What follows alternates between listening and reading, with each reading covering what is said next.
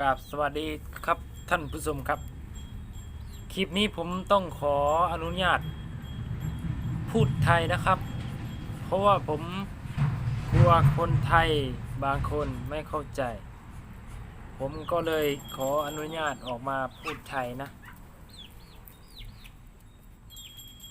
ผมจะมาบอกว่ามีบางคน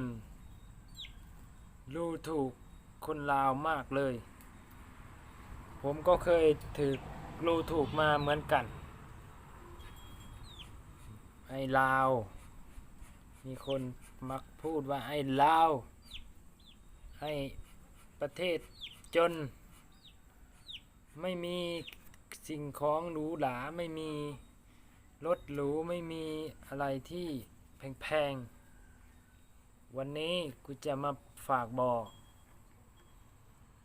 ไอ้ลาวเนี่ยมันก็มีเหมือนกัน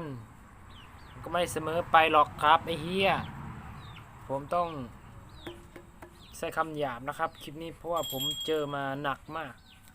ผมจะไม่เอามาเปิดเผยเพราะว่าผมจะเก็บไว้ดูคนเดียว